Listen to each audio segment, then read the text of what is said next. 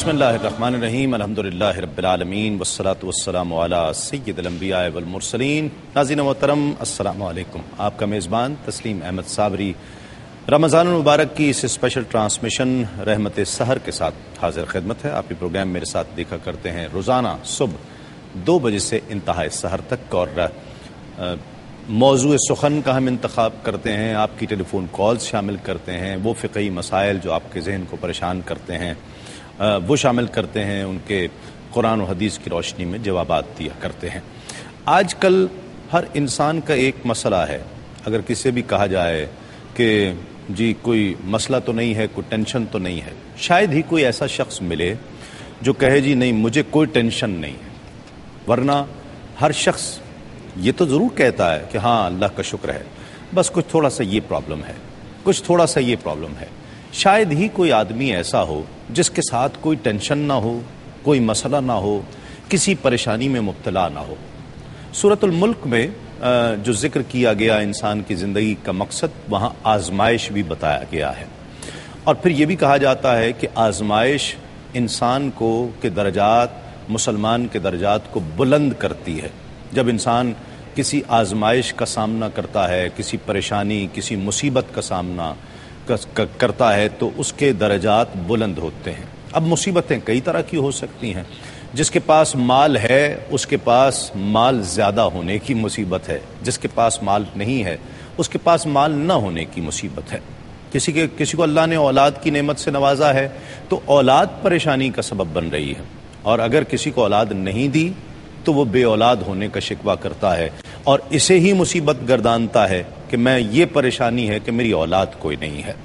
ناظرین کرام، جسے بیماری ہے وہ پریشان ہے، جو کہیں کاروبار کر رہا ہے وہ کاروبار سے پریشان ہے، جاب کرنے والا جاب سے پریشان ہے۔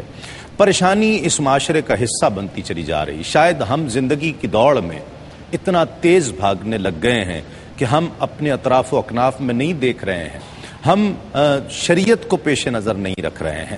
مصیبتیں کس وجہ سے آتی ہیں، پریشانیاں کس وجہ سے آتی ہیں؟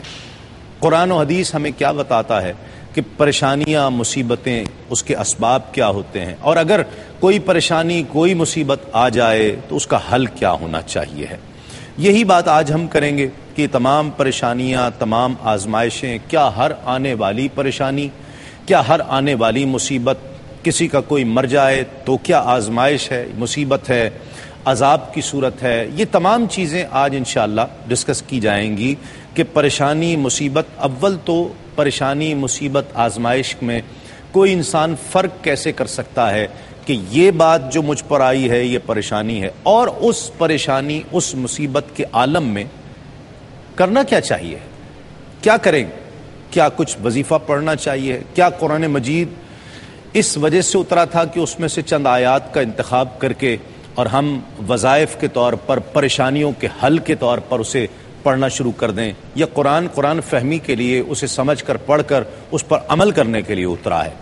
پریشانی، مصیبت ہر انسان کے ساتھ ہے، وہ امریکہ میں رہتا ہے، پاکستان میں رہتا ہے، UK یورپ میں رہتا ہے، ہندوستان میں رہتا ہے، بنگلہ دیش میں رہتا ہے، سری لنکا میں رہتا ہے، متحدہ عرب امارات میں رہتا ہے، ایگزیکٹو جاب کرتا ہے، پیون کی جاب کرتا ہے۔ پریشانی تو ہر ایک کو ہے، مصیبت تو ہر ایک کو ہے۔ کیا آپ نے مختلف ٹیلی ویژن چینلز پر کچھ ایسے لوگوں کو بھی جو نام نہاد پریشانیوں کا حل بتاتے ہیں، ان کو نہیں دیکھا ہے کہ وہاں پر کس طرح سے پریشانیوں کے، پریشان لوگوں کا تانتا بندھا ہوا ہوتا ہے کہ ہم بڑے پریشان ہیں، اور ہر شخص اپنی پریشانی کو ہر ایک کی پریشانی سے بڑھ کے بتا رہا ہوتا ہے۔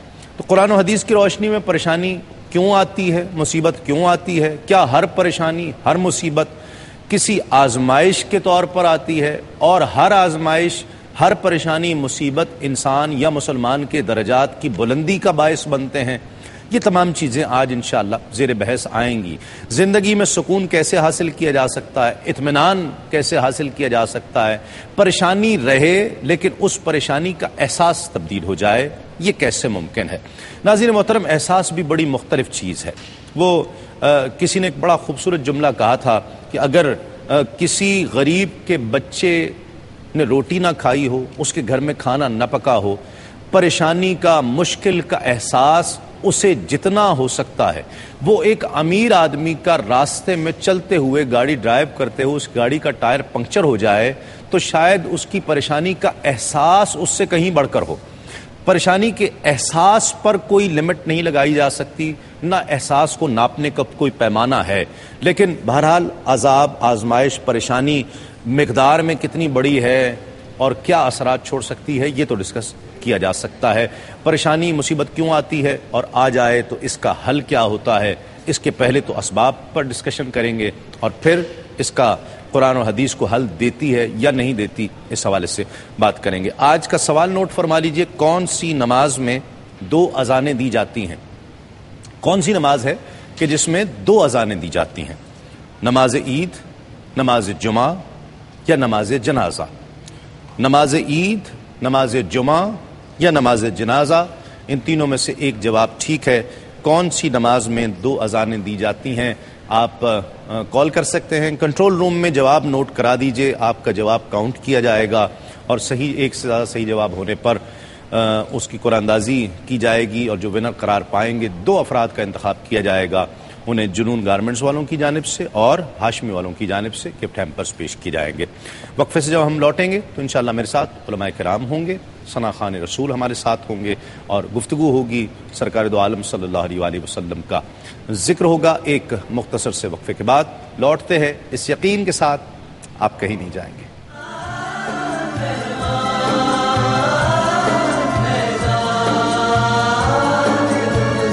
کال کر کے اور کنٹرول روم میں بھی نوٹ کرا سکتے ہیں، اور ہاشمی والوں کا گفٹ ہیمپرز ہے بہت خوبصورت، اور جنون گارمنٹس والوں کا بہت خوبصورت گفٹ ہیمپرز ہے جو آپ کے لیے پیش کیے جائیں گے۔ آج کا موضوع مصیبتیں، آفتیں کیوں نازل ہوتی ہیں اور اس کا سبب کیا ہے؟ کیا کچھ ایسی بھی چیزیں ہوتی ہیں کہ جو مصیبت نہیں ہوتی لیکن ہم اپنے طور پر اسے مصیبت سمجھ لیتے ہیں، اور اگر وہ مصیبت ہے بھی تو اس کا حل کیا ہے، اس حوالے سے بات کریں گے۔ ہمارے درمیان تشریف فرما ہے ایک آپ کی بہت جانی پہچانی، ہر دل عزیز، محبوب شخصیت، ایک ایسی شخصیت جن کی گفتگو آپ پچھلے 8 سالوں سے سن رہے ہیں، بڑی محبت کا اظہار کرتے ہیں، اور ہر شخص یہ کہتا ہے وہ پروگرام میں آئے یا باہر کہیں ملے تو کہتا ہے جی مفتی صاحب کو میرا سلام کہہ دیجیے گا، اور مفتی صاحب بہت خوبصورت بات کرتے ہیں، ہمارا دل چاہتا ہے کہ ان کی بات کو مانیں۔ علامہ مفتی محمد اکمل صاحب الفرقان اکیڈمی کے ڈائریکٹر ہیں، ہمارے ساتھ تشریف فرما ہے۔ ان کے ساتھ ایک اور نوجوان اسکالر، بہت خوبصورت انداز گفتگو، قرآن کی قرات تلاوت کے حوالے سے آپ انہیں بہت پسند کرتے ہیں، ان کی گفتگو کا انداز بھی بہت خوبصورت ہے۔ ہمارے ساتھ تشریف فرما ہیں ڈاکٹر عطاء المصطفیٰ جمیل راٹھور صاحب، ان کو بھی خوش آمدید، اور عالمی شہرت یافتہ، خوش آواز، خوش انداز ثنا خاں، بہت خوبصورت پڑھنے والا ثنا خاں، میں تو ان کو بہت پسند کرتا ہوں۔ خالد حسنین خالد ہمارے ساتھ تشریف فرما ہے۔ السلام علیکم۔ بہت شکریہ آپ تشریف لائے۔ السلام علیکم۔ السلام علیکم۔ کیسے ہیں ڈاکٹر صاحب؟ خیریت سے؟ آغاز کرتے ہیں کلام سے، اور خالد حسنین خالد ہمارے ساتھ تشریف فرما ہے، تو آج خواہش ہے میاں صاحب کے کلام سے آغاز کیا جائے۔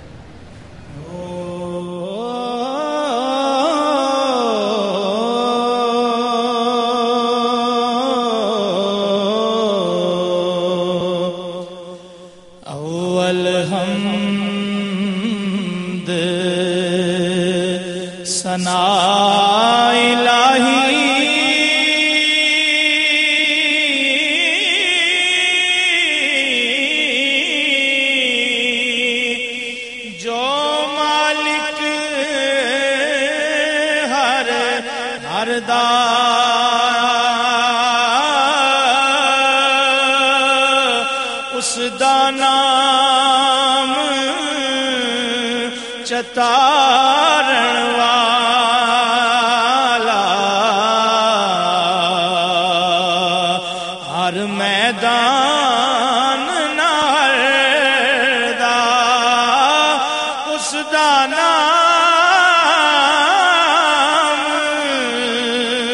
چتارن والا،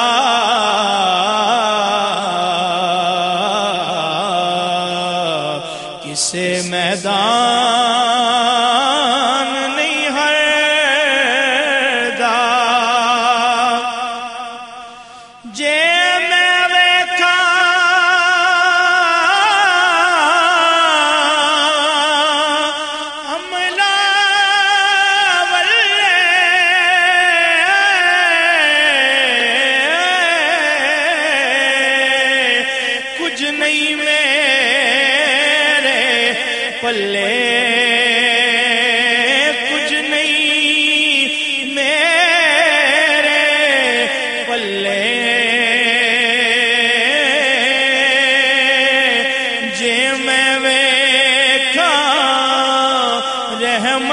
تیری بلے بلے بلے ایک گناہ میرا ماں پیو ویکھے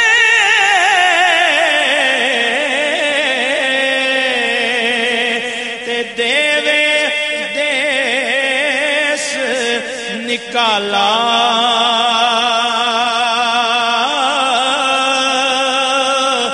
لکھ گناہ میرا مالک ویکھے اوپر دے پاون والا لکھ گناہ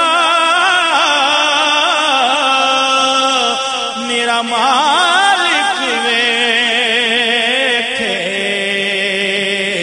پردے پاون والا جنہ دکھاں میرا دل بر راضی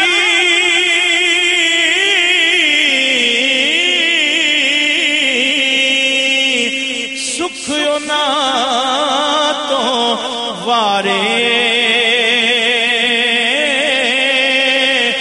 دکھ قبول محمد بخشا شالا راضی رہن پیارے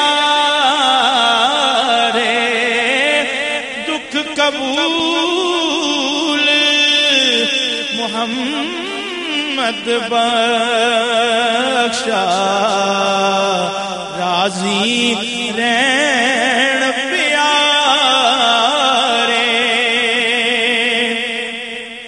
جے رب چاہے بادشاہ تو جے رب چاہے بادشاہ تو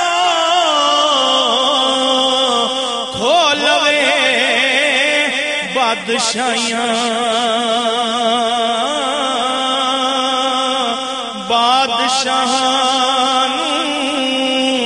خاک رلاوے تخت باوے کائیاں بادشاہاں خاک رلاوے تخت بہاوے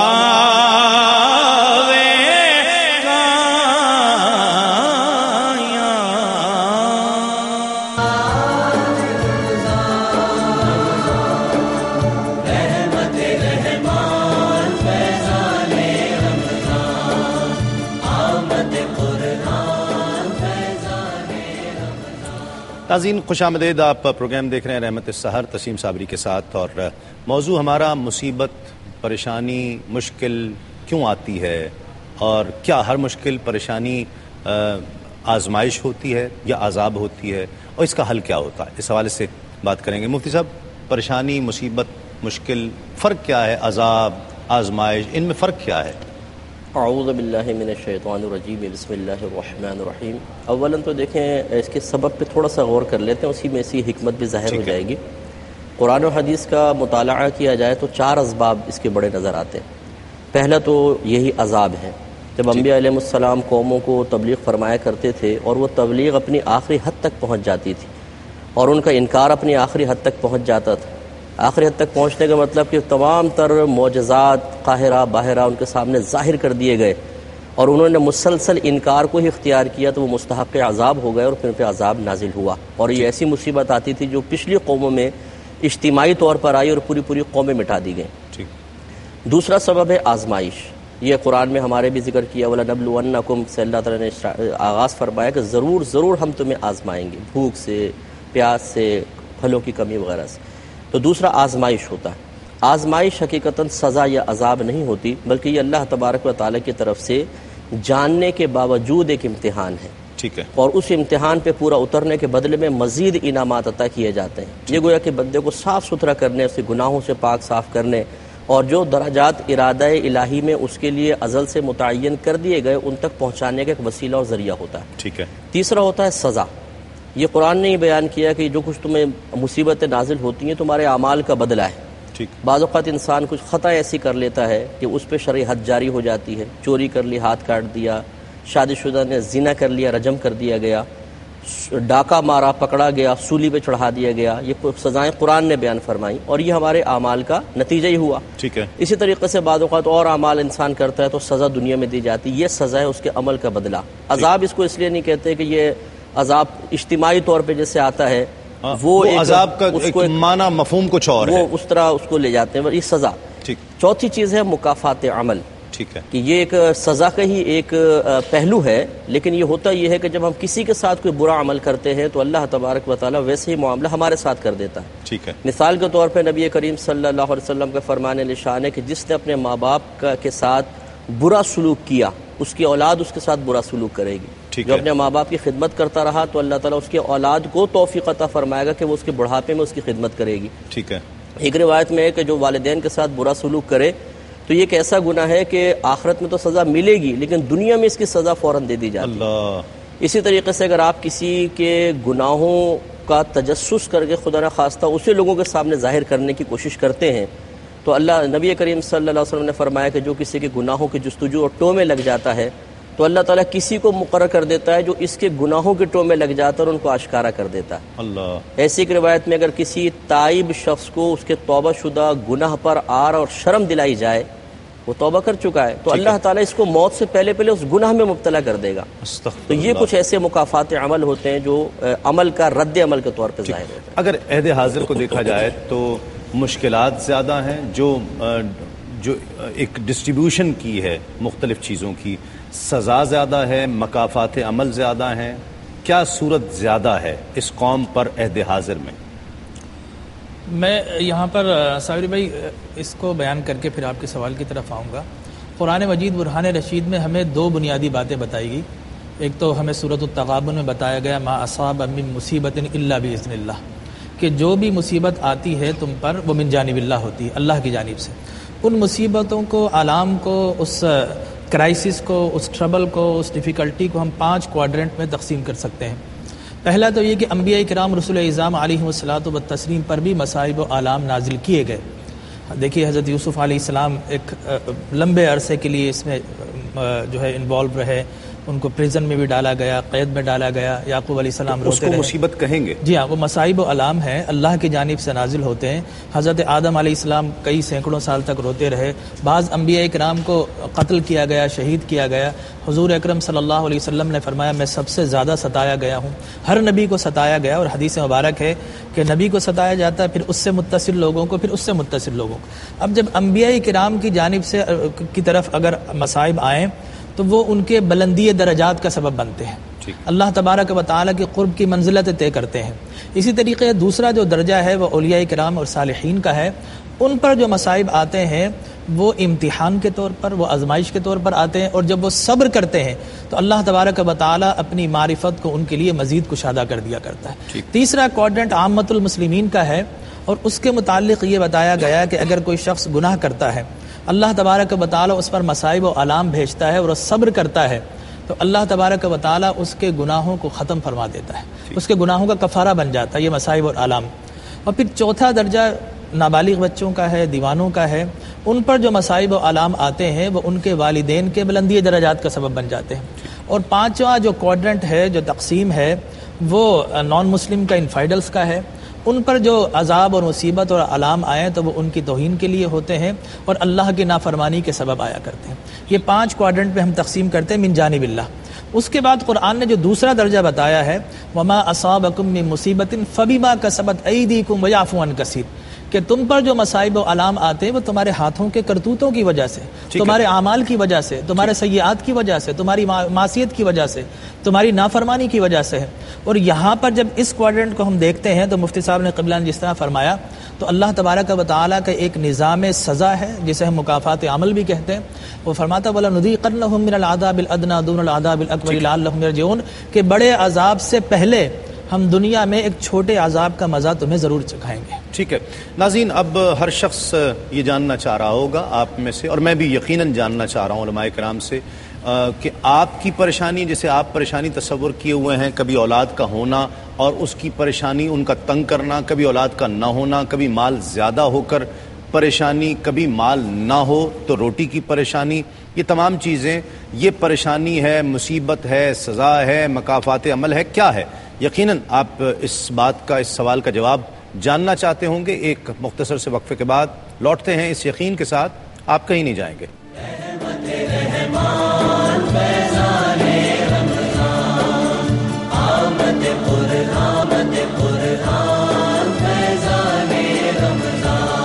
توبہ کا زمانہ ہے، پردرد فسانہ ہے، توبہ کا زمانہ ہے، پردرد فسانہ ہے، ناظرین خوش آمدید، آپ پروگرام دیکھ رہے ہیں رحمت سحر تسلیم صابری کے ساتھ۔ مفتی صاحب میں ڈائریکٹ آنا چاہتا ہوں عوامی ان مسائل کی طرف جو عوام پوچھنا چاہ رہے ہیں، ہر شخص بیٹھا میں بھی اس کا حل جاننا چاہتا ہوں۔ اولاد اگر نافرمان آ جائے تو ماں باپ کہتے ہیں یہ پتہ نہیں کس گناہ کی سزا ہے، یہ سزا ہے؟ جی ہاں، یہ سزا بھی ہو سکتی ہے کہ اگر انہوں نے اپنے ماں باپ کے ساتھ اس طرح کا ناروا سلوک کیا تھا تو مکافات عمل کے طور پہ سزا ہے۔ یہ بھی ممکن ہے کہ ماں باپ نے کچھ نہ کیا ہو؟ جی ہاں، یہ پھر آزمائش ہوگی۔ بعض اوقات یہ دیکھا نا، نوح علیہ السلام کا بیٹا جی ہاں اور لوط علیہ السلام کی زوجہ، یہ قرآن سے ثابت ہے، نصوص قطعیہ سے ثابت ہے کہ اور انہوں نے نبیوں کے لیے غلط روش اختیار کی تو یہ اس میں پھر وہ اگر ماں باپ مکمل طور پہ شرعی طریقے سے اصلاح کا فریضہ سر انجام دے رہے ہیں اور اولاد اس کے باوجود نافرمان نکل جاتی ہے، کچھ خارجی ایسے ہوتے ہیں امور جو اثر انداز ہو کر اولاد کو اس تربیت کا مکمل طور پہ حصہ حاصل نہیں کرنے دیتے جو ماں باپ تسلسل سے دینے کی کوشش کر رہے ہیں یا کرنے کی کوشش کر رہے ہیں، تو اب اس میں ماں باپ بری ذمہ ہیں۔ اب وہ یقیناً یہ کہہ سکتے ہیں کہ جی ہمارا کیا گناہ تھا کہ یہ ایسا ہوا، ٹھیک ہے، لیکن ان کو یہ ضرور رکھنا چاہیے کہ یہ عام لینگویج میں تو آپ کہہ سکتے ہیں، اللہ تعالیٰ کی بارگاہ میں نہیں کہہ سکتے، کیونکہ پھر یہ شکوہ اور اعتراض ہو جائے گا۔ یہ بھی تو کہا جاتا ہے یہ بچہ بندہ، یہ تو عذاب ہے بچہ، یہ محاورتاً کہتے ہیں ہمارے ہاں، یہ محاورتاً کہتے ہیں، حقیقتاً عذاب اس لیے نہیں ہو سکتا، اور یہ جیسے زلزلے وغیرہ آتے ہیں بعض لوگ اس کو عذاب سے تعبیر کر دیتے ہیں، لیکن جیسے ہم نے گفتگو کی تھی، اللہ تبارک و تعالیٰ نے قرآن عظیم میں واضح طور پہ فرمایا کہ ما کان اللہ لیعذبہم وانت فیہم، اے نبی کریم صلی اللہ علیہ وسلم، اللہ تعالیٰ کی یہ شان نہیں کہ ان لوگوں پر عذاب نازل فرمائے حالانکہ آپ ان کے درمیان موجود ہیں۔ ٹھیک ہے، تو اور یہ بھی ہماری گفتگو ہوئی تھی کہ اللہ تعالیٰ نے جب نبی کریم صلی اللہ علیہ وسلم کو رحمت للعالمین بنایا، جی ہاں، تو عالمین عالم کی جمع ہے، اور عالم کہتے ہیں اللہ تبارک و تعالیٰ کے ماں سوا کو، ٹھیک ہے، ذات و صفات باری تعالیٰ ایک طرف کر دیں، باقی ہر چیز عالم ہے، ٹھیک، تو چونکہ آپ تمام عالم کے لیے رحمت ہیں اور پھر اللہ کا عذاب نازل ہو تو یہ رحمت اور عذاب ان میں آپس میں تضاد ہے، ٹھیک، اس لیے عذاب تو اس کو محاورتاً کہہ سکتے ہیں، حقیقتاً عذاب نہیں ٹھیک۔ ہے۔ بچہ پہلے تو پڑھتا نہیں ہے تو پریشان ماں باپ، یعنی پریشانی کا کیا بتایا جائے کہ لوگوں سے بات کی جائے تو پریشانی کیسی کیسی بتاتے ہیں۔ آج میں وہ ساری یاد کر کے آیا ہوں کہ وہ پوچھنی ہے آپ لوگوں سے۔ پہلے تو پڑھتا نہیں ہے، کہیں جی کیا مصیبت ہے، کیا عذاب ہے، ایک تو پڑھتا نہیں ہے، پڑھ گیا بہت اچھی پڑھ گیا، جاب بھی اچھی ہو گئی تو بیگم کو لے کے نکل لیے، دونوں باتیں عذاب ہیں کیا؟ میں جاننا چاہوں گا۔ ایک کالر پہلے شامل کرتے ہیں۔ السلام علیکم۔ السلام علیکم، لائن میرے خیال ڈراپ ہوگی، جی کیا کہیے گا؟ میں آپ سے عرض کروں کہ انسان کو اپنا محاسبہ کرنا چاہیے جب ایسی صورتحال ہو۔ سب سے پہلے تو یہ کہ اس نے اپنے بزرگوں کے ساتھ کیا بیہیویئر اختیار کیا تھا، ٹھیک ہے، اگر وہ اچھا یہ تو ڈاکٹر صاحب ایک صورت ہو گئی نا، اچھا بیہیویئر اختیار کیا تھا، اب یہ دیکھنا ہے کہ اس نے اپنے بچے کی تربیت کیا کی ہے۔ ٹھیک، اس لیے کہ والدین کا بہترین سرمایہ اس کی اولاد ہوتی ہے، اور بہترین وراثت وہ علم اور تربیت ہوتی ہے جو اپنے بچوں کو دے رہا ہے. اور بچے کی تربیت کو یہ سمجھتا ہے کہ اس کے مائل اسٹونز جب بڑھ گئے 2, 2.5, 3 سال کے بعد اس کی تربیت ہوتی ہے، تو میں سمجھتا ہوں یہ غلط ہے. میڈیکل سائنس آج یہ بیان کرتی ہے کہ بچہ جب ماں کے پیٹ میں ہوتا ہے وہیں سے اس کو ہارمونس ملنا شروع ہوتے ہیں، جینز ملنے شروع ہوتے ہیں، بلڈ سپلائی ہوتی ہے، اور پھر بچہ ماں کی گود میں آتا ہے. وہ بول نہیں سکتا لیکن سن رہا ہوتا ہے، اس کی میموری بالکل فریش ہوتی ہے اور اس کے نئے نئے نیورونز بن رہے ہوتے ہیں، تو وہ ہر چیز کو کیچ کر رہا ہوتا ہے، آنکھیں پھاڑ کر دیکھ رہا ہوتا ہے، وہ پوری میموری ایبزارب کر رہا ہوتا ہے. اب اس کے گھر کا ماحول اگر اس میں جو ہے وہ نفاق ہے، انتشار ہے، یا اس میں جھوٹ ہے، اس میں غلط بیانی ہے، بچہ جب بڑا ہو گیا تو آہستہ آہستہ وہ بعض یہ بھی کہتے ہیں نا کہ ہمارے بچے کو تو ہم نے کسی نے نہیں سکھایا، اس نے شرارتیں کہاں سے سیکھ لی، اس نے جھوٹ بولنا کہاں سے سیکھ لیا. تو وہ سارا ماں کی گود سے سیکھ رہا ہوتا ہے، وہ جس وقت جو ہے وہ فیڈنگ ہو رہی تھی اس وقت سے سیکھ رہا ہے. لہٰذا اب اگر ماں باپ اس مرحلے پر بھی صحیح ہیں تو اب یہ دیکھنا ہوگا کہ بچے کی تربیت میں ویسینٹی کون سی ہے، اس کا ایٹماسفیئر کیا ہے، اس کی اسکولنگ کیسی ہے، اور وہ کن چیزوں سے انٹریکٹ کر رہا ہے، ان چیزوں کو بھی کنٹرول کرنا ہوگا. پھر اس کے بعد اس سے محبت اور شفقت کے ساتھ پیش آئیں گے. اور دیکھیے ہمارا عالم یہ ہے کہ ہم جب خود بچے ہوتے ہیں ہم یہ سمجھتے ہیں ہمارے ساتھ محبت دکھائی جائے، لیکن جب دوسرے بچے آتے ہیں تو ہم ان کو بات بات پر ڈانٹ رہے ہوتے ہیں. بہت زیادہ ڈانٹنے کی وجہ سے بھی بچہ چڑچڑا اور باغی ہو جاتا ہے. تو یہ ساری ایک ڈومیسٹک اور ایک فیملی سسٹم کو اگر امپروو کریں، انہینس کریں، اور باہر کی جو سوسائٹی ہے جس میں ولگیریٹی ہے، لیوڈیٹی ہے، اگر ان کو کنٹرول کر لیا جائے تو میں یہ سمجھتا ہوں اللہ نے تدبیر، تفکر، تعقل، تدبر اہل ایمان کو عطا فرمایا ہے. وہ اگر کریں گے تو بچے کی اچھی تربیت ہے. لیکن اس کے باوجود بھی بچہ آپ نے فرمایا کہ وہ اپنی زوجہ کو لے کر اڑ جاتا ہے گھر سے، تو میں یہ سمجھتا ہوں کہ اڑن چھو ہو جاتا ہے. تو میں یہ سمجھتا ہوں کہ اسلام نے یہ ہرگز منع نہیں کیا کہ آپ شادی کے بعد جو دوسرے گھر میں نہ رہیں. ٹھیک ہے، وہ تو ایک فیکٹر ہے، لیکن ماں باپ چلے میں اس پر بات کروں. کالر پہلے شامل کرتے ہیں. السلام علیکم. السلام علیکم تسلیم بھائی، میرا نام محمد ممتاز ہے، میں مونٹریال کینیڈا سے فون کر رہا ہوں. جی ممتاز صاحب، کیا کہیے گا، کیسے ہیں آپ؟ ٹھیک ہیں، اللہ کا شکر ہے. آپ کا پروگرام بہت اچھا جا رہا ہے. میں نے کل سے ٹرائی کر رہا تھا، فرسٹ ٹائم 8 سال میں ٹرائی کیا، آج لائن ملی، کل ڈسٹم لائن ملی. بڑی محبت، بہت خوشی ہوئی آپ ٹیلی فون لائن پر آئے. جی کئی محمد عرفان صاحب کو سلام کروں گا، بلکہ دونوں مفتی صاحب کو. وعلیکم السلام. اکمل صاحب مجھے جانتے ہیں، میں مونٹریال سے فون کر رہا ہوں. اچھا اس سے ایک بہت بڑا اہم مسئلہ پوچھتے ہیں، اور وہ یہ ہے کہ ہمارے کینیڈا کے شہر یوکون اور یلو نائف 2 شہر ہیں. ٹھیک ہے. تو وہاں پہ 24 آورس سورج ہے، 6 مہینہ سورج ہوتا ہے، 6 مہینہ رات ہوتی ہے. ٹھیک ہے. تو یہ بتائیں وہاں کے لوگ روزہ کس طرح رکھیں گے؟ وہاں پہ 30-40 مسلمان ہیں، تو وہاں لوگ روزہ کس طرح رکھیں گے سمر میں؟ ابھی جیسے 24 آورس سورج، اگر آپ یوٹیوب پہ جائیں تو دیکھ سکتے ہیں. جی ہاں، وہ پول پر ہے نا، اس وجہ سے اس کی وجہ سے ہوتا ہے. ٹھیک ہے، بالکل آپ کو بتاتے ہیں. کالر اور شامل کرتے ہیں. السلام علیکم. وعلیکم السلام. جی کون صاحب اور کہاں سے؟ یاسر بات کر رہا ہوں کراچی سے. یاسر صاحب کیا کہیے گا؟ سر میرا ایک سوال تھا مفتی اکمل صاحب سے. جی جی سر میں ایک کام کرتا ہوں LCD انسٹالیشن کا. ٹھیک ہے. اور اس کے اندر میرے پاس انسٹالیشن بھی کرتا ہوں، جیسے اس میں بعض وقت ساؤنڈ سسٹم وغیرہ بھی لگانا ہوتا ہے میرے کو. اب میرا دل اس کام سے ذرا تھوڑا سا وہ ہو رہا ہے، جیسا میرے کو فیل ہوتا ہے کہ اس سے اب یہ لوگ گانے ہی چلاتے ہوں گے. ٹھیک ہے. تو یہ کنفرم کرنا تھوڑا سا کام صحیح ہے یا نہیں. ٹھیک ہے، بالکل آپ کو بتاتے ہیں. ایک کالر اور شامل کرتے ہیں. السلام علیکم. السلام علیکم.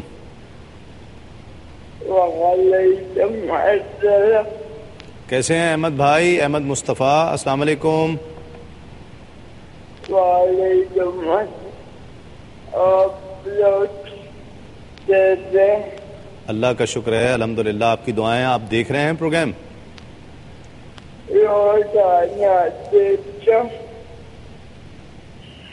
اور مفتی جی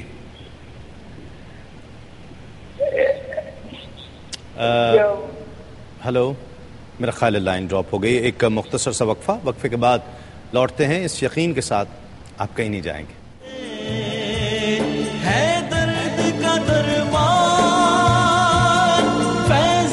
پڑھ کے جو وقت گزارا ہے ان کی بھی کوئی خدمت کرنی چاہیے.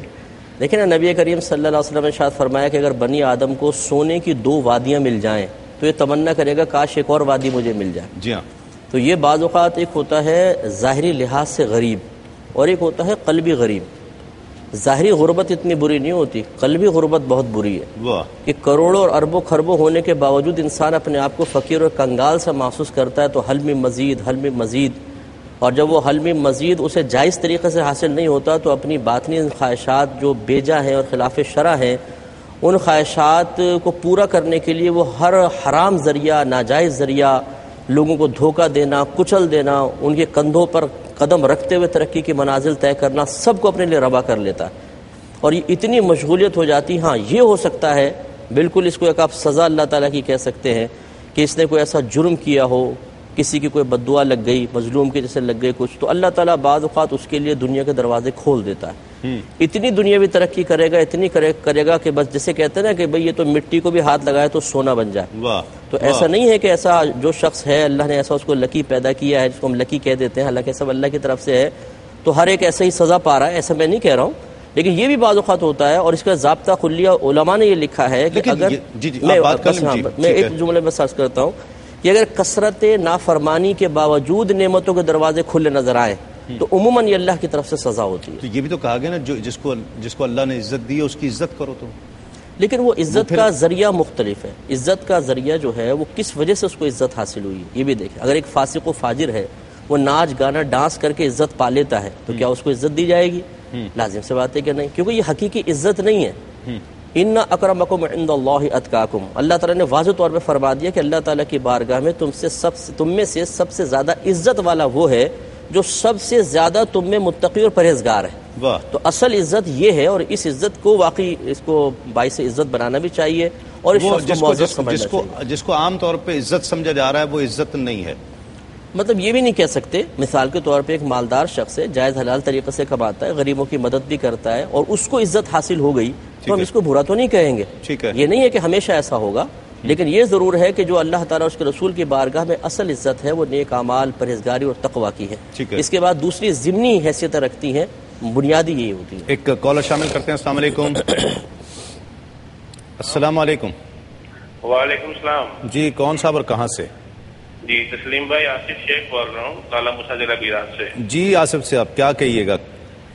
جی میرے 2-3 سوالات تھے. پہلا سوال یہ تھا کہ جھوٹ کی کتنی قسمیں ہیں؟ ٹھیک ہے. اور مذاق میں جھوٹ بولنے کا گناہ کتنا ہے، اور سنجیدگی میں اس کی کیا صورت ہے؟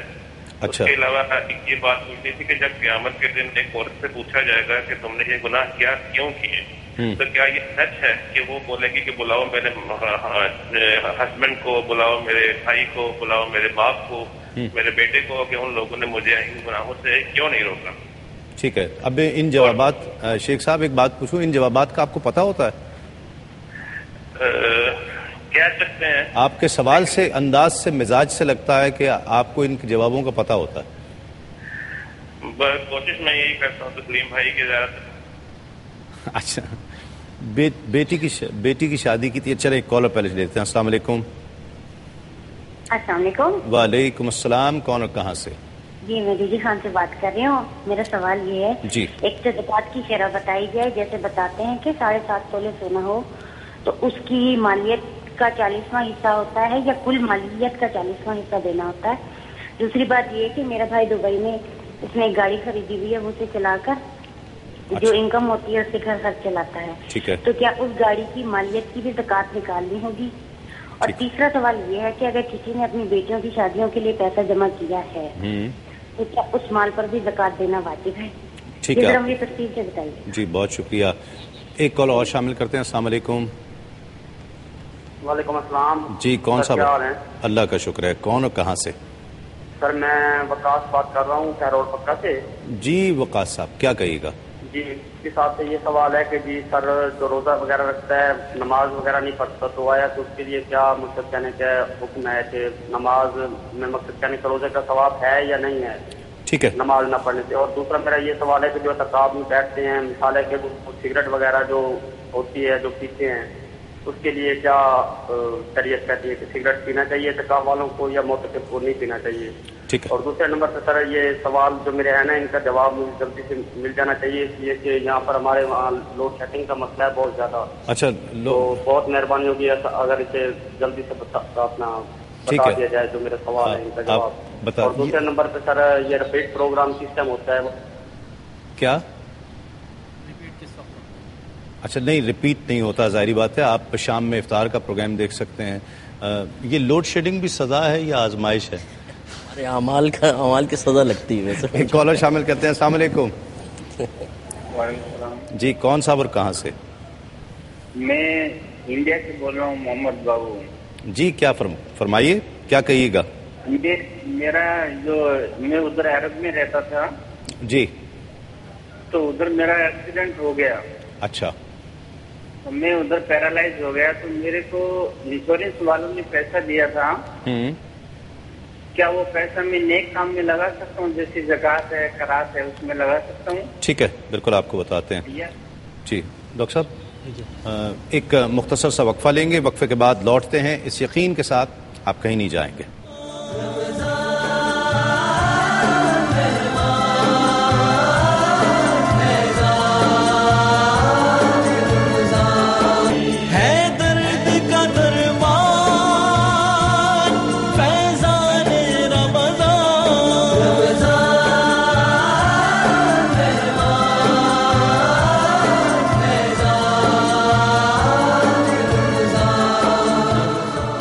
ناظرین خوش آمدید. آپ پروگرام دیکھ رہے ہیں رحمت سحر تسلیم صابری کے ساتھ. ڈاکٹر صاحب بیٹی کی شادی کی، شوہر نکھٹو نکلا، کوئی کام نہیں کرتا، مارتا ہے پیٹتا ہے، کچھ نے نشہ بھی شروع کر دیا، لت پت ہو گئے نشے میں. سزا ہے، آزمائش ہے، کیا ہے؟ بیٹی کے لیے بھی، ماں باپ کے لیے بھی، اس کے بچوں کے لیے بھی. دیکھیں جہاں تک ہم سزا کی بات کرتے ہیں تو سزا من جانب اللہ ہوتی ہے، اللہ کی جانب سے ہوتی ہے اور اعمال فاسد کی وجہ سے ہوتی ہے. لہٰذا اگر بچی دیندار ہے، نیک ہے، اس نے کوئی ایسا عمل نہیں کیا، اس کے باوجود اسے ایسا شوہر ملا جو اس سے مستقل ٹارچر کر رہا ہے، اس کی زندگی کو اجیرن کر دیا ہے، تو پھر ہم اسے آزمائش کی طرف لے جائیں گے. اور آزمائش کی صورت میں اگر صبر کیا جائے تو پھر اللہ تبارک و تعالیٰ درجے بلند فرماتا ہے. اس کا تو وعدہ ہے کہ مومن کے پیر میں کانٹا بھی چبھتا ہے اور وہ صبر کرتا ہے تو اللہ اس کا ایک گناہ مٹا دیتا ہے اور ایک درجہ بلند کر دیتا ہے. اسی طرح حدیث مبارک میں یہ بھی بتایا گیا اگر کوئی شخص مصیبت میں ہو، آلام میں ہو، بیماری میں ہو اور اس کی داد رسی کرنے والا، اس کا حال پوچھنے والا آتا ہے اور اس سے شکوہ نہیں کرتا اور اللہ کی رضا پر، اس کی مشیت پر صبر کرتا ہے، تو اللہ فرماتا ہے میں اسے پہلے سے بہتر خون عطا کر دیتا ہوں، پہلے سے بہتر گوشت عطا کر دیتا ہوں، اور جب واپس بحالی کی طرف آتا ہے تو اس کے سارے گناہوں کو معاف کر دیتا ہوں. اب اگر آپ کے سوال کی طرف آئیں تو اگر ایسی صورت ہو شوہر ٹارچر کر رہا ہے لیکن اگر وہ صبر کرے تو یقیناً صبر کی صورت میں اللہ اجر دینے والا ہے. ایک تو یہ اس کا پہلو ہے. دوسرا اسلام یہ کہتا ہے کہ اگر بہت زیادہ کوئی شخص ایسا کرتا نان نفقہ نہیں دے رہا اور اسے ٹارچر بھی کر رہا ہے، حضور اکرم صلی اللہ علیہ وسلم خطبہ حجۃ الوداع میں جہاں دوسری باتیں کی وہاں خواتین کے حقوق، ان کی عزت اور عظمت کی بھی بات کی ہے. لہٰذا اگر ایسا مرحلہ آئے تو پھر اسلام یہ کہتا ہے زندگی کو اجیرن مت بناؤ، یہ اللہ کی نعمت ہے، عذاب میں مبتلا مت ہو، اور پھر جو ہے کورٹ کی صورت میں خلا لے کر آپ اس سے فراغت حاصل کر سکتے ہیں. عورت بہو آئی گھر پر، کاروبار میں تنزلی آنا شروع ہو گئی. اب الزام یہ ہے کہ جب سے یہ عورت ہمارے گھر آئی ہے چیزیں الگ ٹوٹ رہی ہیں، کاروبار الگ جو ہے نا وہ برباد ہو گیا، تو اس کی نحوست ہے. یہ ٹھیک ہے؟ اس پہ میں اکثر نہیں حضرت. پہلی بات تو یہ کہ اس کا ایک اجمالی جواب یہ ہے کہ نحوست کا ہمارے مذہب اسلام میں کوئی تصور نہیں ہے، نیک شگون کا ہے. اگر بہو گھر میں آئے اور کاروبار ترقی کرے تو آپ کہہ سکتے ہیں جی ہاں کہ لڑکی کی برکت ہے، لیکن نحوست کا کوئی شرعی تصور نہیں ہے. اور میں اکثر اس موقع پہ یہ عرض کرتا ہوں کہ یہ بتائیے کہ چلیں دلہن تو ہے منوس، آپ سب منوس ہیں یا نہیں ہیں؟ اگر نہیں ہے سب بابرکت ہیں تو آپ کی برکتیں مل کے اس کی نحوست کو ختم کیوں نہیں کر رہی؟ اس کا مطلب اس کی نحوست آپ پہ اتنی غالب آ گئی. اچھا، اور دوسری بات یہ ہے کہ آپ نے کس طریقے سے جان لیا کہ 100% آپ جو شیورٹی کے ساتھ اس کے اوپر الزام لگا کر اور پھر ایک منفی رویہ بھی اختیار کر رہے ہیں، طنز کر رہے ہیں، اس کی کیا آپ کے پاس شرعی دلیل ہے؟ یہ عقلی دلیل ہے کہ اس کی وجہ سے ایسا ہوا ہے؟ کیونکہ اگر پورے گھر والے دیکھیں تو کوئی نہ کوئی نافرمانی ضرور کر رہے ہوتے ہیں اور تسلسل سے کر رہے ہوتے ہیں. ہو سکتا ہے یہ آپ کو اس کی سزا ملی ہو، تو اپنے قصوروں کو نظر انداز کر کے کسی کی بچی پہ اس طرح الزام لگانا یہ شرعی لحاظ سے بالکل. پھر بچیاں ہو رہی ہیں، اگر 2-3 بچیاں ہو گئی ہیں، بیٹا نہیں ہو رہا، نرینہ اولاد نہیں ہو رہی، تو ہمارے ہاں یہاں تک کہ اس کو معاذ اللہ یعنی قتل تک کر دیا جاتا ہے. یعنی آپ یہ دیکھیں جہالت کی انتہا دیکھیں. مجھے ایک بہن نے انتہائی پریشانی میں اپنا مسئلہ ذکر کیا کہ میرے پہلے 3 بچیاں ہیں, جی ہاں, اب میں دوبارہ پیگننٹ ہوں اور میرے شوہر نے کہا ہے کہ اب اگر لڑکی ہوئی تجھے طلاق دے دوں گا. بتائیے وہ عورت کتنی ذہنی اذیت کے اندر ہے, اور ایسے معاملے میں کہ جو اس کی قدرت و اختیار میں نہیں ہے, اس پر یہ آزمائش ہے, اس کے لیے آزمائش ہے. یقینی سی بات ہے, ان جاہلوں کا ساتھ مل جانا اس کے لیے بہت بڑی آزمائش ہے. یہاں پر میں ایک بڑی مزیدار آپ کو بات بتاؤں کہ جو بچیاں زیادہ ہوتی ہیں, قرآن نے 1400 سال پہلے کا فَخَلَقَ مِنْهُ الزَّوْجَيْنِ الذَّكَرَ وَالْأُنثَىٰ, ٹھیک ہے نا, کہ أَلَمْ يَكُنْ نُطْفَةً مِّن مَّنِيٍّ يُمْنَىٰ, کہ جو بھی بچیاں یا بیٹا یا بیٹی ہو اس کا مدار جو عورت نہیں ہوتی مرد ہوتا ہے. ٹھیک ہے. اب میڈیکل سائنس کی طرف اگر ہم جائیں تو تقریباً جو ہے 23 کروموسومز کے پیر ہوتے ہیں. ایکس اور ایکس پیر اگر مل جاتا ہے تو وہ بچی ہو جاتی ہے, اور ایکس وائی مل جاتا ہے تو وہ بچہ ہو جاتا ہے. یہ صلاحیت مرد میں ایکس اور وائی کی. عورت کے پاس جو کروموسومز ہیں دونوں ایکس ہیں, اس کے پاس کوئی صلاحیت نہیں, وہ پیسو پرسن ہے. مرد کے پاس ایک ایکس ہے اور ایک وائی ہے. ایکٹیو پرسن مرد ہے, ایکٹیو پرسن مرد. اب مرد کا وائی مل گیا اس ایکس سے تو بچہ پیدا ہوگا, اگر ایکس اس ایکس سے مل گیا تو بچی پیدا ہوگی. تو یہ سارا دارا مدار تو مرد پر ہے, عورت کو تو خواہ الزام دیا جاتا ہے. وہ تو طلاق دینے پہ تلا ہوا ہے کہ نہیں میں تو طلاق دے کے رہوں گا. اچھا, اس کے ساتھ یہ کرنا چاہیے. میں اس کے ایک اور حل بھی بتاتا ہوں. یہ کوئی سی کنبڑے میں پستول رکھ دے مرد کے, اور کہا کہ اگر تیرے لڑکی پیدا ہوئی تجھے گولی مار دیں گے. اب کیا کہے گا بتائیے. ناظرین کلام شامل کر سکتے ہیں. اب اس وقت تو ہم ان مشکلات اور مصائب کے دور میں, اور یہ کلام ہی ہے جو ہمیں ایک ایسی تسکین دے سکتا ہے کہ اس وقت اس مشکل اور پریشانی سے کہ جو ایسے لوگوں کی جو جیسے وارد ہو گئی ہے کہ جو اپنی پریشانی کو نہیں سمجھ رہے اور اپنی تمام تر پریشانیوں کو دوسروں پر, خاص طور پر بیوی پہ زور چلتا ہے تو اس پر ڈال رہے ہیں. کلام شامل کرتے ہیں. خالد بھائی.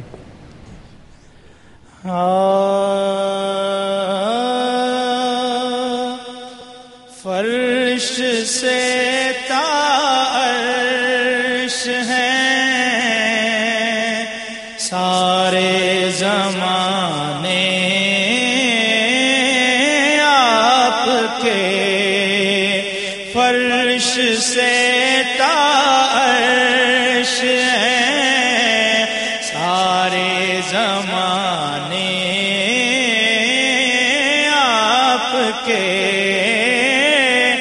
ساری دنیا کے ہیں مخفی خزانے آپ کے, ساری دنیا کے ہیں مخفی خزانے آپ کے. مرکز نور و نظر ہیں آپ کے مزار, مرکز نور و نظر ہیں آپ کے غار مزار, سب ٹھکانوں سے ہنسی تر ہیں ٹھکانے آپ کے, سب ٹھکانوں سے ہنسی تر ہیں ٹھکانے آپ کے. راستہ تکتی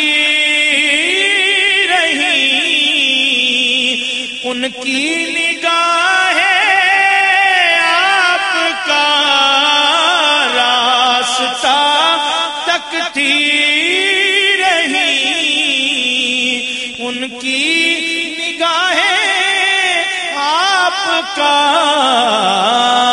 ہاتھ چومے ہیں رسولوں کی دعا نے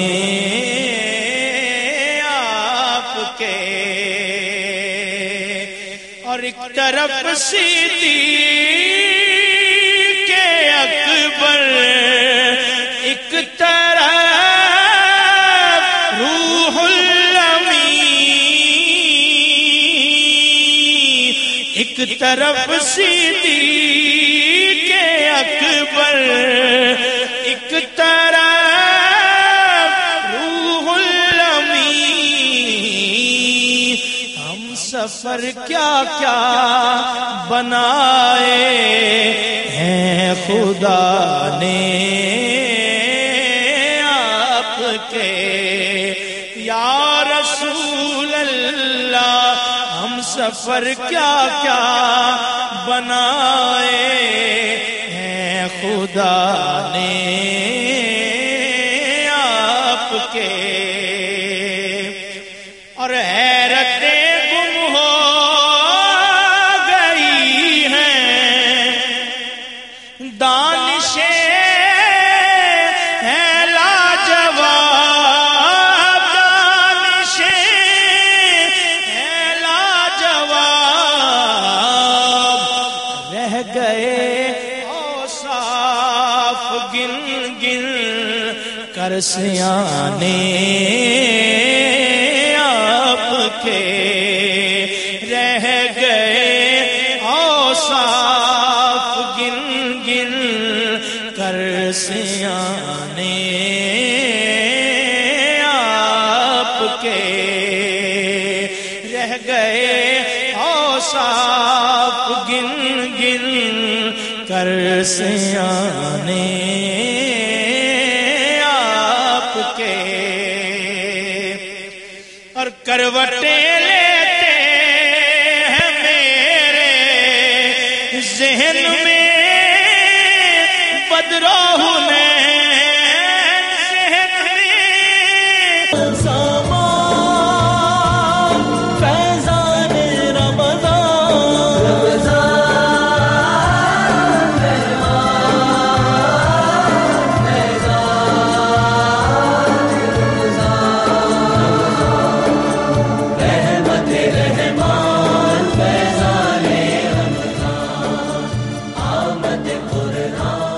فیضان ناظرین خوش آمدید، آپ پروگرام دیکھ رہے ہیں رحمت سحر تسلیم صابری کے ساتھ۔ ایک کالر ہمارے ساتھ ہیں، السلام علیکم۔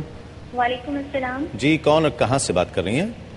تسلیم بھائی میں راولپنڈی سے گل ریحان بات کر رہی ہوں۔ جی گل ریحان کیا کہیے گا؟ اللہ کا شکر ہے الحمدللہ۔ جی پہلے تو میں کہوں گی کہ آج آپ نے ٹاپک بہت اچھا انتخاب کیا ہے کہ ہمارے یہاں جس پہ بھی پریشانی آتی ہے وہ اپنے پہ آئے تو کہتے ہیں یہ کوئی کسی نے کچھ کروا دیا ہوگا یا آزمائش ہے، دوسروں پہ آئے تو یہ ضرور ان کے اعمال کی سزا ہے۔ تو سوال میرے دو ہیں اور ایک کلام کی بھی فرمائش کروں گی۔ سوال یہ ہے کہ ایک شخص جو بہت نیک تھا، بہت عبادت گزار تھا، پھر ایسی بیماری میں مبتلا ہوا کہ فرض عبادت کرنا بھی مشکل ہو گیا، سب سجدہ تو وہ بالکل نہ کر سکے، تو دوسرے کا اس کو دیکھ کے یہ کہنا کہ تم نے ضرور کوئی ایسا گناہ تو کیا ہوگا نا کہ جس کی یہ سزا ملی کہ اللہ تعالیٰ نے تم سے سجدے کی توفیق بھی چھین لی۔ اور دوسرا کوشچن یہ ہے کہ پچھلے سال میری امی ابو کے ماموں کی ڈیتھ ہوئی تھی، تو امی میری گئی گاؤں، تو وہ اکثر جس گلی سے گزر رہی تھی تو اکثر گھروں میں انار کا پودا جو ہے وہ لوگ کاٹ رہے تھے یا جڑیں نکال رہے تھے، تو بعد میں میری امی کو پتہ چلا کہ لوگ کہتے ہیں کہ یہ انار کے پودے یا تو منحوس ہوتے ہیں یا ان سے جادو وغیرہ ہو جاتا ہے، تو اس کو گھر سے نکال دینا چاہیے۔ اور خالد بھائی سے بات کرتے تھے۔ جی جی فرمائش کر دیجئے۔ جی اچھا، میرا ایک تو فرمائش ہے کہ اپنی رحمت کے سمندر میں اتر جانے دیں، اور دوسرا ایک کلام ہے مر کے اپنی ہی اداؤں پہ امر ہو جاؤں، ان کی تحریر کے قابل میں اگر ہو جاؤں، تو یہ میری فرمائش ہے کہ اگر خالد بھائی یہ کلام سنا دیں تو بہت خوشی ہوگی۔ اور آپ سے ایک کوشچن ہے کہ کیا یہ کلام مظفر وارثی صاحب کا ہے؟ دونوں مظفر وارثی کے ہیں۔ جی ٹھیک ہے جی سوالوں کے جواب لے لیتے ہیں۔ پوچھا تھا کہ ہمارے یہاں 6 مہینے دن ہوتا ہے، 6 مہینے رات ہوتی ہے، تو روزے کیا مسئلہ ہوگا؟ دیکھیں روزوں کی فرضیت کا سبب شہود رمضان ہے۔ شہود رمضان کا مطلب رمضان کا آ جانا، تو چونکہ ان 6 مہینے کے دوران رمضان تو آ ہی رہا ہے تو روزے فرض ہو گئے۔ اب مشکل ہے ان کو دن کی تعیین کے اندر۔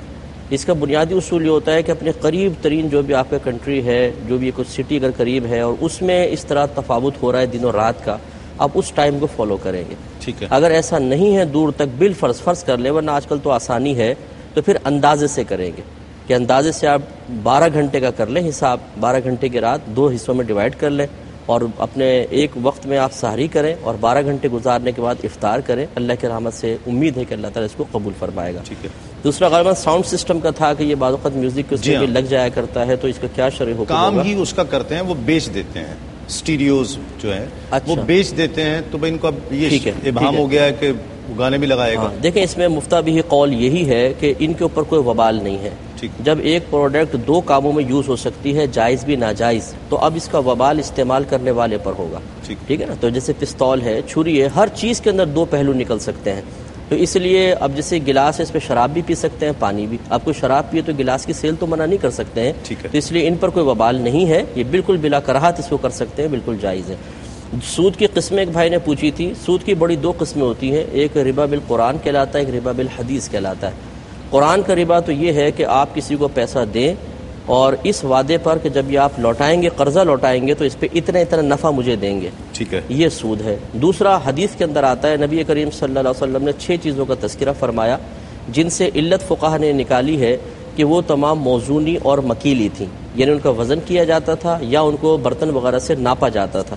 ان کے بارے میں نبی کریم صلی اللہ علیہ وسلم نے اس حدیث میں بیان فرمایا کہ اگر ان کو ان کے ہم جنس کے ساتھ لو یا دو تو برابر وزن کے ساتھ لو دو اور نقد لو. اگر اس میں کمی بیشی کرو گے تو یہ سود ہے. تو خلاصہ کلام یہ ہے کہ ہمارے دور میں جو بھی چیز ناپ کر بیچی جاتی ہے، جیسے برتن سے جیسے دودھ وغیرہ ناپتے ہیں، یا تول کر بیچی جاتی ہے، اگر اس کو اس کے ہم جنس کے ساتھ آپ لیں گے دیں گے، جیسے ادھر بھی گندم ہے ادھر بھی گندم، تو نقد جائز ہے اور برابر مقدار میں جائز ہے. ذرا بھی مقدار اوپر نیچے کر دی یا ادھار بیچی تو اب یہ جو کمی بیشی ہوگی یہ سود میں شامل کی جائے گی. بھائی نے فرمایا کہ مذاق میں اور سنجیدگی میں جھوٹ کی کیا شرعی حیثیت ہے؟ دونوں گناہ کبیرہ ہیں، بلکہ مذاق کے بارے میں نبی کریم صلی اللہ علیہ وسلم کا صراحتاً یہ فرمان علی شان ہے کہ جس نے اس لیے جھوٹ بولا تاکہ لوگوں کو ہنسائے تو وہ جہنم کی اتنی گہرائی میں گرے گا جو زمین و آسمان کی گہرائی سے بھی زیادہ ہوگی.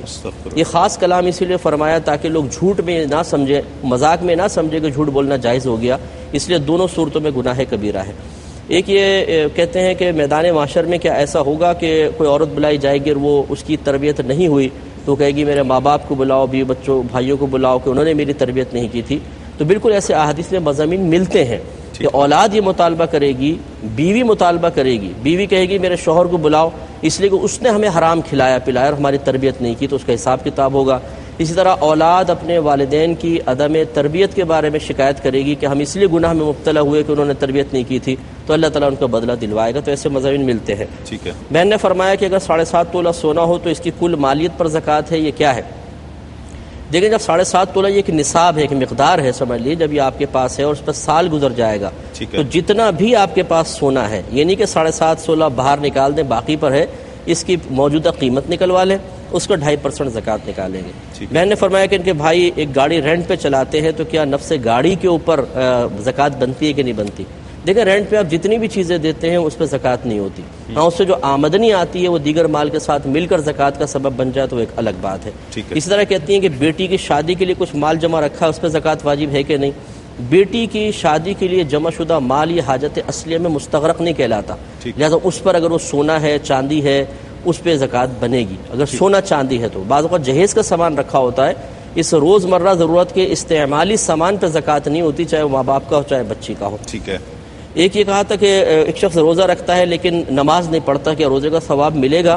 دیکھیں نماز ایک مستقل عبادت ہے، روزہ ایک مستقل عبادت ہے، ان دونوں کے ثواب کا ایک دوسرے سے کوئی تعلق نہیں ہے.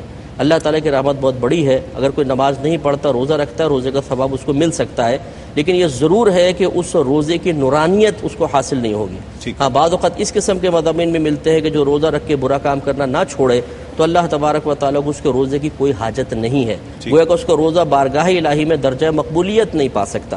تو اس سے اشارہ حاصل کر سکتے ہیں، لیکن یہ نہیں کہا جائے کسی کو کہ تم نماز تو پڑھتی نہیں، روزہ رکھنے کا فائدہ کیا ہے، یہ غلط چیز ہوتی ہے. بھائی نے فرمایا کہ معتکف کیا سگریٹ پی سکتا ہے؟ دیکھیے 10 روز جب ہم اعتکاف کے لیے مسجد میں آ گئے تو احترام مسجد بھی ملحوظ رکھنا ہے اور 10 دن کے اندر ہر بری چیز سے کنارہ کر لیں. اللہ تعالیٰ کی بارگاہ میں دعا کرے ایسا شخص کہ اللہ تعالیٰ ان 10 روز میں گندی عادت سے بھی جان چھوٹ جائے. جیسے ماشاءاللہ آپ نے یہ شاید لوگوں کو پتہ نہیں ہوگا کہ آپ نے بڑا مجاہدہ کیا ہے اور ماشاءاللہ بالکل ختم کر دیے. پہلے آپ اسموکنگ کرتے تھے تو ماشاءاللہ ایسا ہمت کریں اور اعتکاف میں اس کو بالکل چھوڑ دیں تو انشاءاللہ ہو جائے گا. ایک انہوں نے کہا کہ کسی کا ایکسیڈنٹ ہو گیا اور اس میں گورنمنٹ کی طرف سے کسی ادارے کی طرف سے ان کو پیسہ ملا ہے تو کیا اس کو نیک کام میں لگا سکتے ہیں؟ بالکل، یہ آپ کو ایک ملکیت میں دی گیا، جائز ذریعے سے آیا ہے، اس کو آپ صدقہ وغیرہ میں خرچ کر سکتے ہیں. ٹھیک ہے. جادو کے اثرات، جب جادو کر دیا جائے اور کہا جائے جی جادو کے اثرات ہیں، یہ بھی شاید کوئی کسی سزا کے طور پر ہے یا آزمائش کے طور پر ہے، جادو کے اثرات کوئی کرا دے تو وہ کیا کرانے والے کے لیے کیا ہوگا اور جس پر ہو رہا ہے اس پر کیا ہوگا؟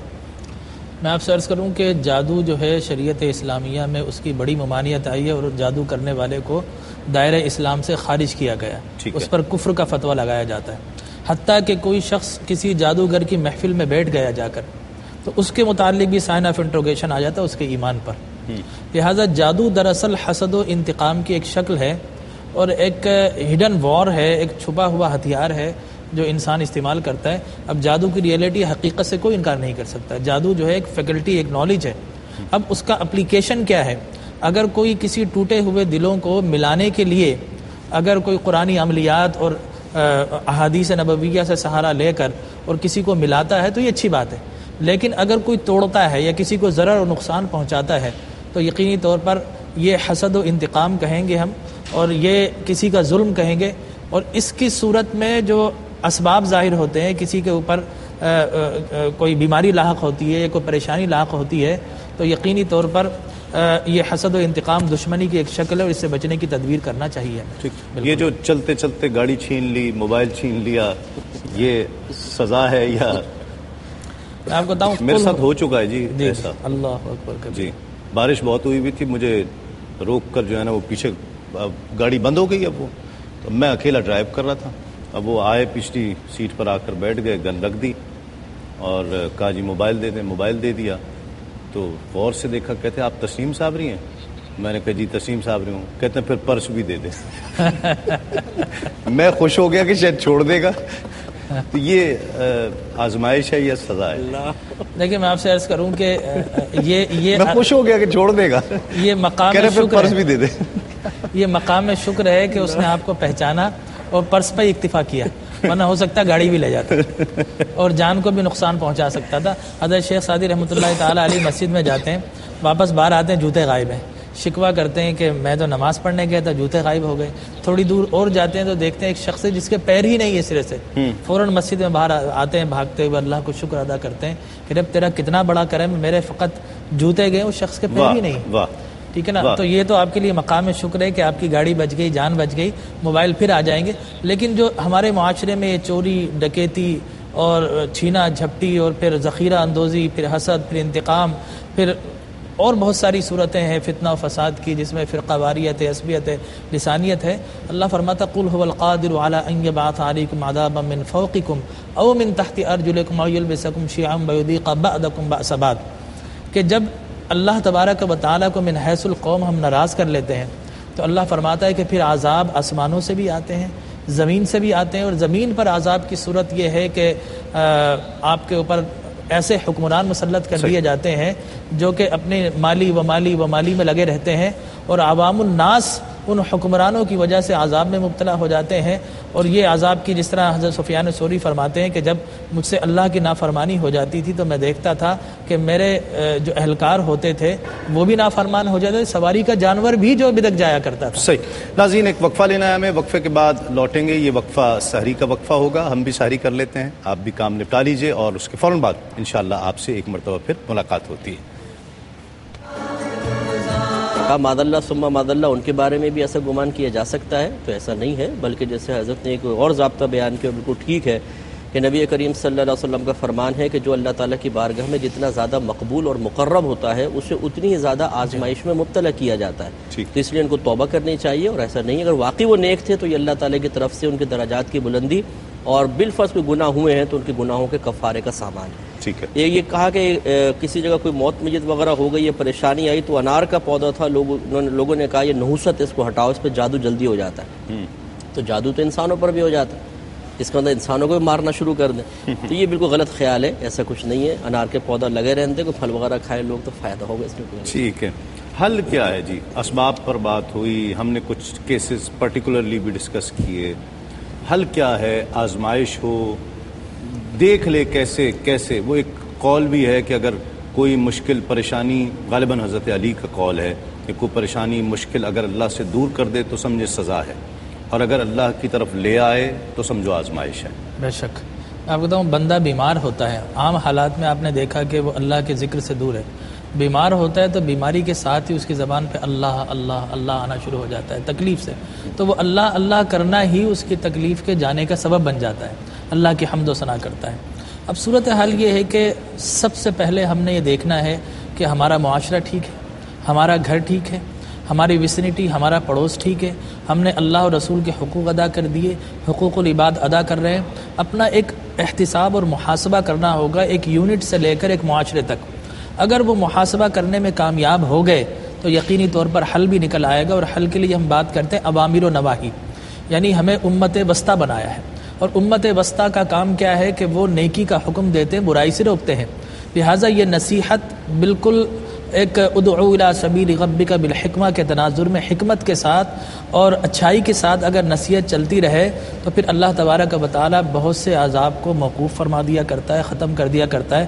جس طرح ایک حدیث مبارک میں ہے، اللہ نے کہا فرشتوں کہ جاؤ اس بستی کو الٹ دو، انہوں نے کہا کہ اے رب تیرا ایک بندہ ایسا ہے جو عبادت اور ریاضت میں ایک لمحے پلک جھپکنے کے برابر بھی غافل نہیں ہوا۔ اللہ فرماتا پھر بھی پلٹ دو کہ میرے دین کی حرمت کو، میری حدود کو پامال کیا جا رہا تھا، تب بھی وقت عبادت کرتا رہا، اس کے کان پہ جو نہیں رہیں گی کہ لوگوں کو میں نصیحت کروں، لہٰذا اسے بھی پلٹ دو۔ تو اوامر و نواہی اور اس کے ساتھ ساتھ اللہ کی نافرمانی سے بچنا۔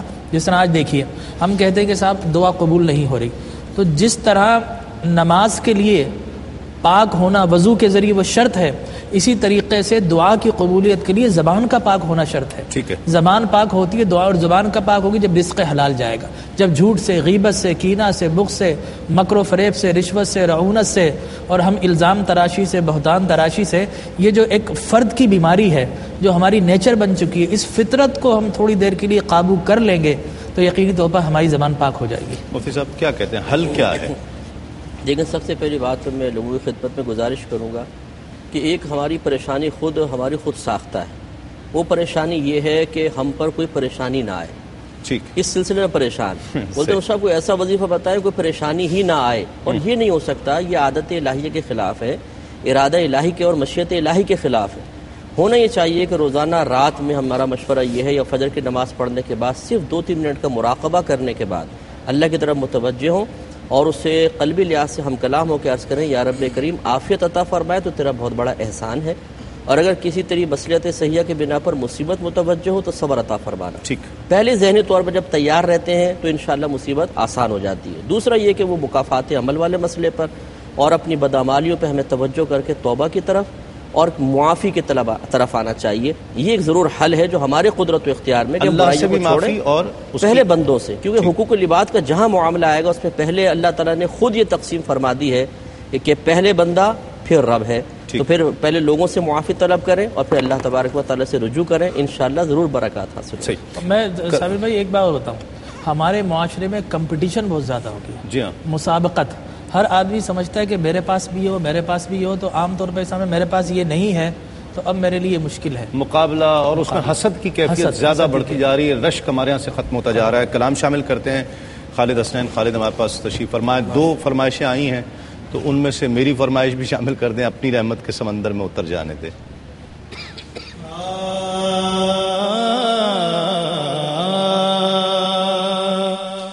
اپنی رحمت اپنی رحمت کے سمندر میں اتر جانے دے، اپنی رحمت کے سمندر میں اتر جانے دے، بے ٹھکانہ بے ٹھکانہ ہوں ازل سے،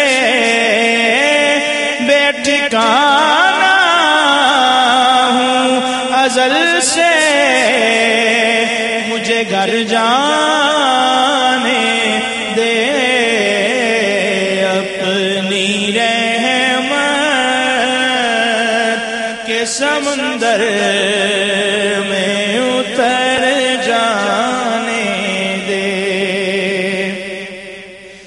نام تخت منگا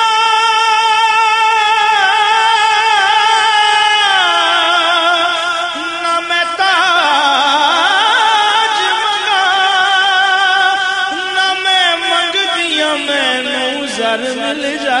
بس اپنی رحمت کے سمندر میں اتر جانے دے سوئے بطحا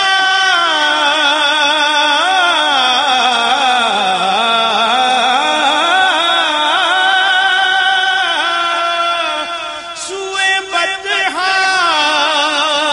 لیے جاتی ہے ہوائے بطحا سوئے بطحا لیے جاتی ہے ہوائے بطحا بوئے دنیا بوئے دنیا مجھے گمراہ نہ کر جانے دے اور موت پر میری شہیدوں کو بھی رشک آئے گا موت پر میری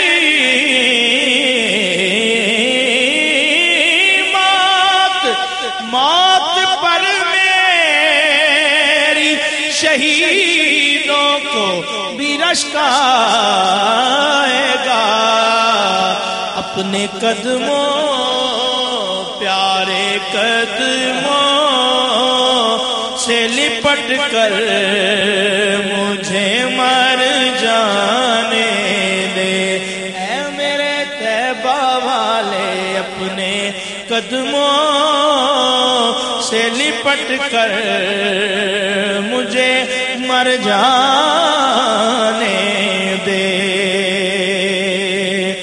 تیری صورت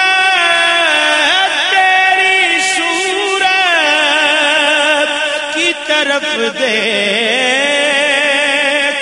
رہا ہوں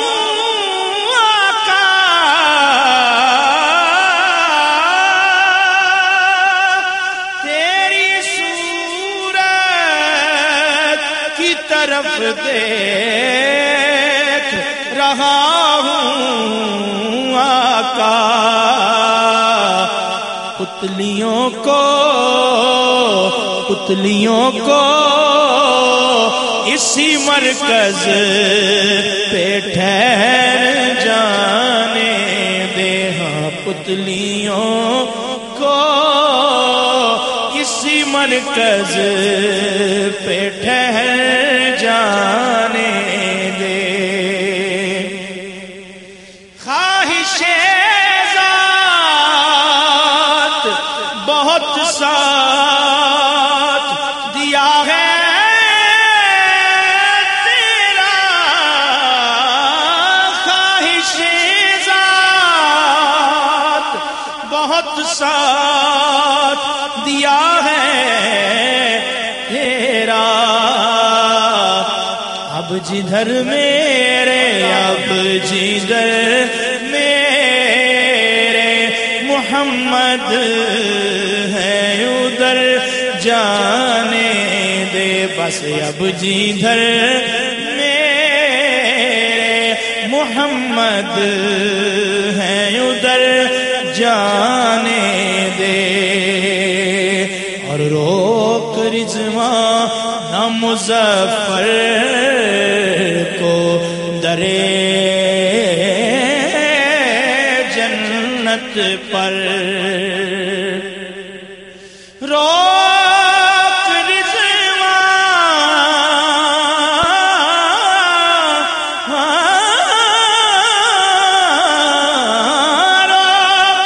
رضوان نہ مظفر کو درے جنت پر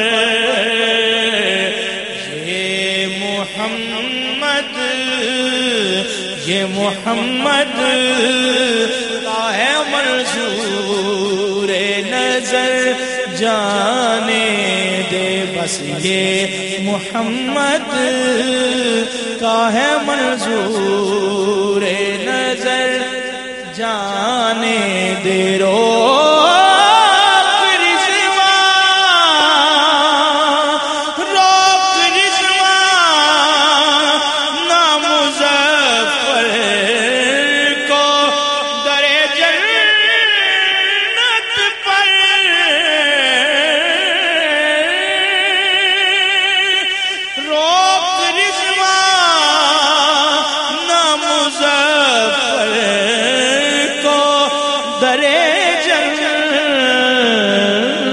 پر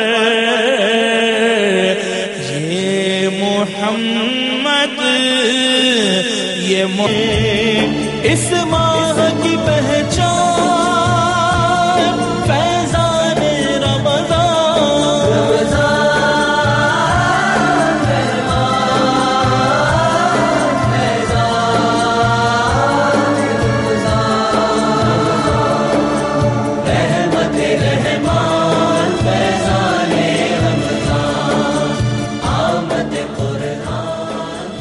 ناظرین خوش آمدید. آپ پروگرام دیکھ رہے ہیں رحمت سحر تسلیم صابری کے ساتھ، اور آج کا سوال تھا کون سی نماز میں 2 اذانیں دی جاتی ہیں، نماز عید، نماز جمعہ یا نماز جنازہ؟ صحیح جواب ہے نماز جمعہ، اور 2 ونرز جس طرح روز ہوتے ہیں ہاشمی والوں کی جانب سے اور ایک جنون گارمنٹس والوں کی جانب سے، تو یہ جو ونر ہیں حیدرآباد سے کوثر ہیں. السلام علیکم. السلام علیکم.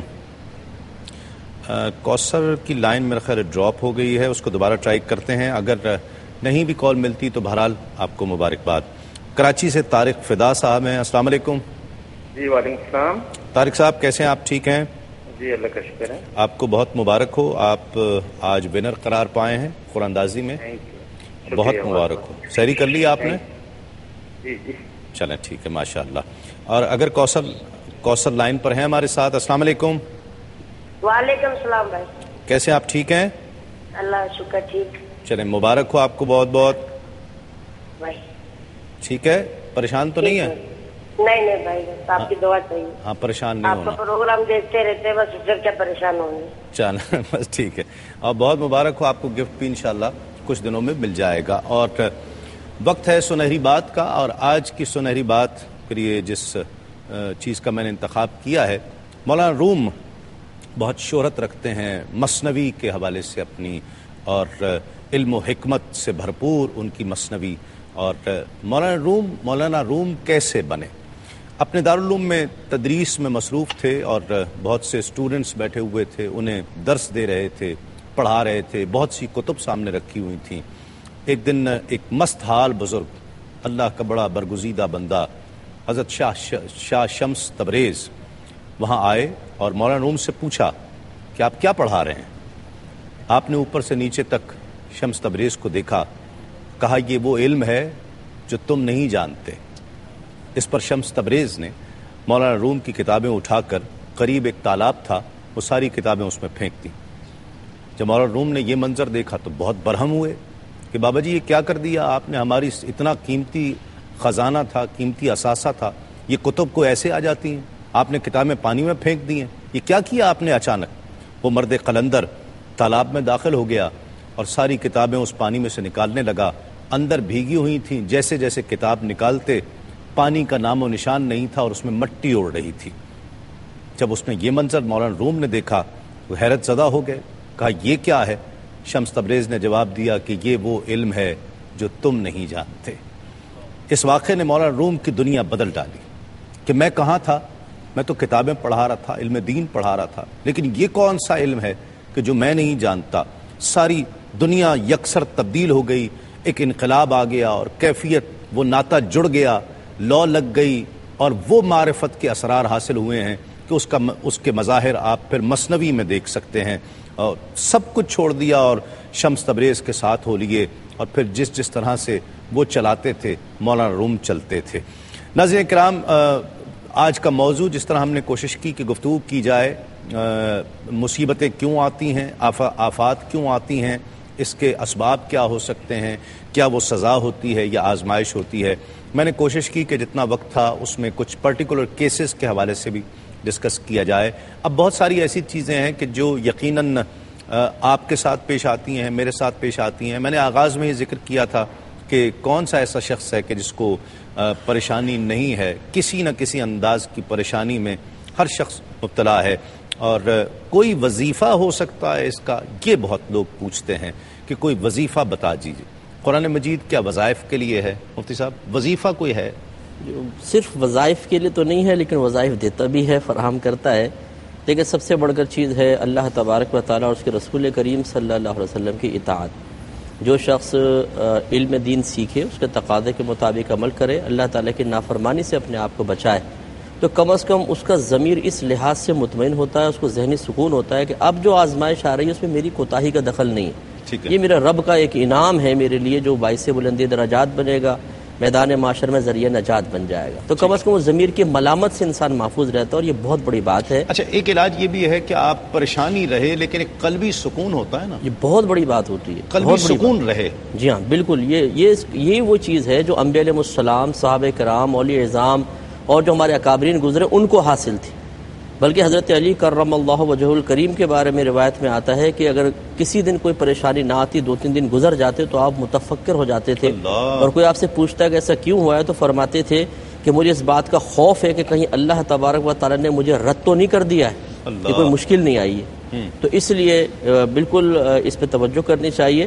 اور یا سلاموں کا اکثر ورد رکھیں، اس سے سلامتی بہت زیادہ حاصل ہوتی ہے. یا حفیظوں کا ورد رکھیں، حفاظت رہتی ہے. اور درود شریف کثرت کے ساتھ پڑھیں کہ جو درود شریف پڑھتا ہے تو مسلسل اس پہ اللہ تعالیٰ کی رحمتوں کا نزول ہوتا رہتا ہے. کیا کہتے ہیں؟ کوئی وظیفہ مفتی صاحب نے بڑا خوبصورت بیان کیا ہے ماشاءاللہ. اولیاء کرام کو ہم دیکھتے ہیں تو چہرے پر شکن بھی نہیں ہے. دیکھیں میرے پیر و مرشد کرما والا رحمۃ اللہ تعالی فرمایا کرتے تھے کہ صاحب دی کر بندگی تے پکے نو کچھ کھلا. ٹھیک ہے نا، اللہ کی بندگی کے تقاضے پورے کرو اور خلق خدا کی خدمت کرو، یہی سب سے بڑا وظیفہ ہے. ٹھیک. اور پھر اس کے بعد اگر ہم پرٹیکولرلی قرآن مجید کو دیکھیں تو انا للہ و انا الیہ راجعون. حضور اکرم صلی اللہ علیہ وسلم کی محفل میں چراغ بجھ گیا. چراغ بجھنے پر آپ نے انا للہ و انا الیہ راجعون پڑھا. اصحاب رسول نے پوچھا یا رسول اللہ کیا یہ بھی مصیبت ہے؟ آپ نے فرمایا اندھیرا بھی مصیبت ہے، لہذا اس میں بھی انا للہ و انا الیہ راجعون پڑھیں گے، اللہ کی حمد کریں گے، اللہ تبارک و تعالی مصیبت کو راحت میں بدل دے گا. ٹھیک. ناظرین، کل عشرہ مغفرت کا اختتام ہو جائے گا. 19واں روزہ ہے آج، اور کل بہت سے لوگ شام کو اعتکاف کے لیے مساجد کا رخ کریں گے اور معتکف ہو جائیں گے اپنے لیے اور اپنے تمام ملک کے لیے، امت مسلمہ کے لیے، اپنے گھر بار کے لیے دعائیں کریں گے، مناجات کریں گے، التجائیں کریں گے.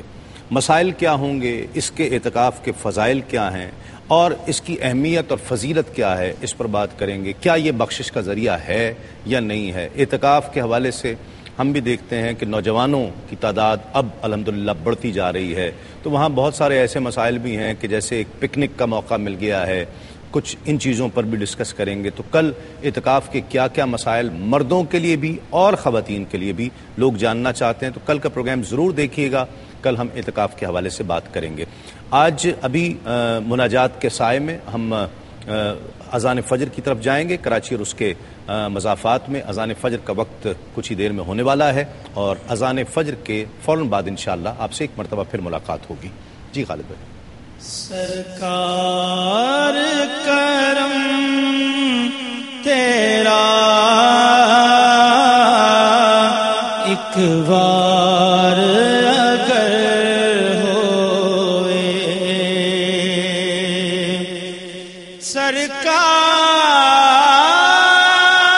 سرکار کرم تیرا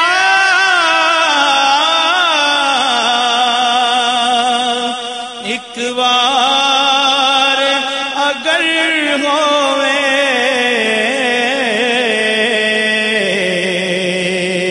ساڈے وی نصیباں وچ طیبہ دا سفر ہوئے، ساڈے وی نصیباں وچ طیبہ دا سفر ہوئے. دریا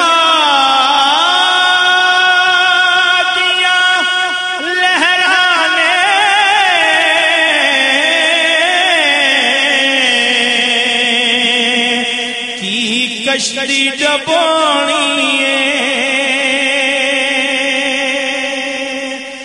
دریا دیا لہرانے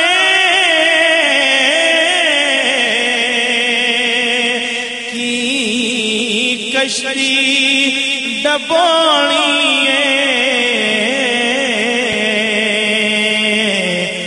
لج پالاں دیا لج پالا لج پالاں دیا لج پالا جے تیری نظر ہووے لج پالاں دیا لج پالا جے تیری نظر ہووے جان دینے سفینے جج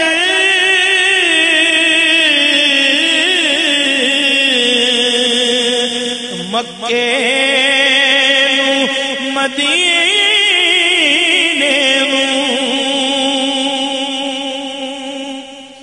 جان سفینے جج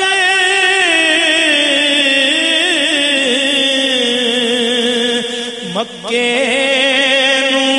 مدینے